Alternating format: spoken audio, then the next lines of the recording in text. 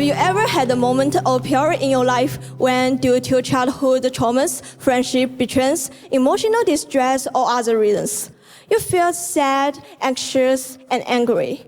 However, even on a worst day, after night's sleep, you wake up in the next morning as if nothing had happened, resuming your normal work, school, and life. But for people with depression, it's a completely different story. People excited on the past or be perfectionists can also contribute depression. So having a people being overly kind can also contribute to this condition. I used to be a depressed person. The reason for my depression was that I experienced a relationship a year ago. After being dumped, I would have post-traumatic stress disorder, PTSD, when I saw him. Every day I saw this guy, I started to feel nervous and break down. I was constantly in self-doubt. I don't know exactly when it began, but my concentration deteriorated. My memory declined significantly, and I would burst into tears for no reasons. Sometimes I did some really strange things. At that time, I didn't realize the seriousness. I just thought that it was a normal break-up reaction would go away in a few days. However, I found that each day became more and more painful, and I felt more and more exhausted. It wasn't physical tiredness, it was emotional exhaustion. I often secretly cried in corners while still trying to appear happy, outgoing, and humorous in front of others. But one day after class, my friend passed by the office and overheard a girl talking to another girl about me.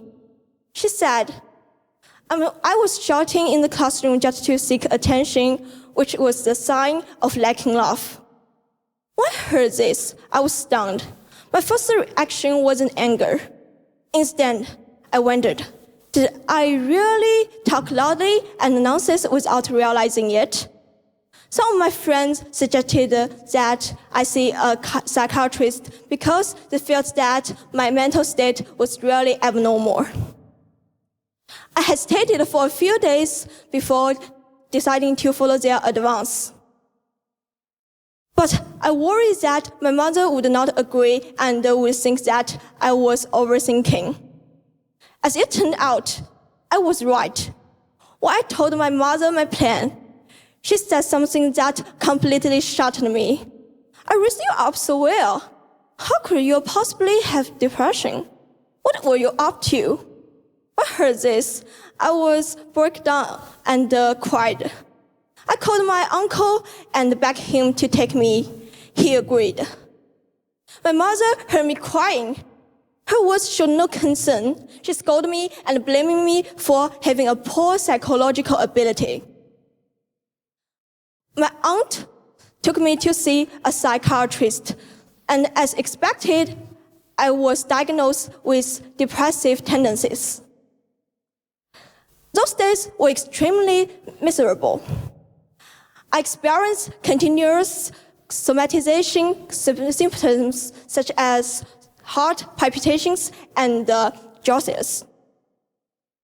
I knew in my mind that there was no need to be so sad, but I just couldn't control it.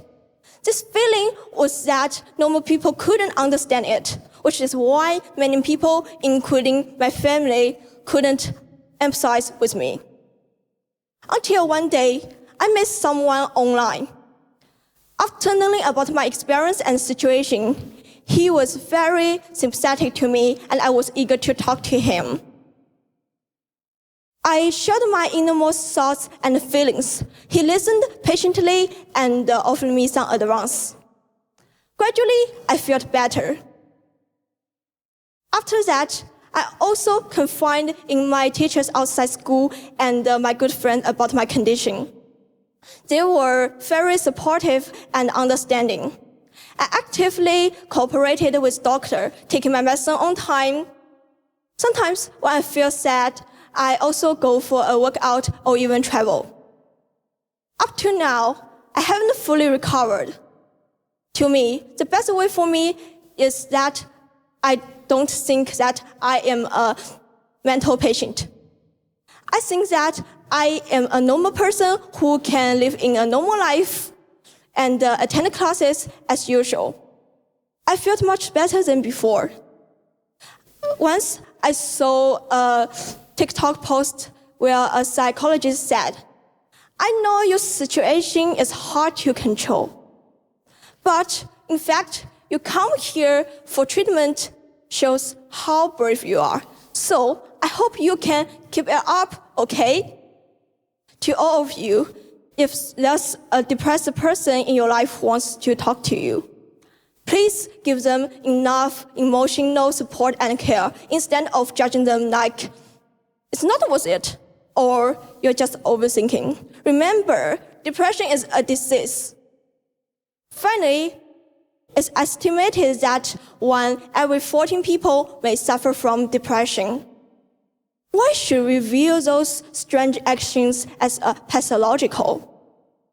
If you notice something unusual, please don't ignore it as a trivial matter.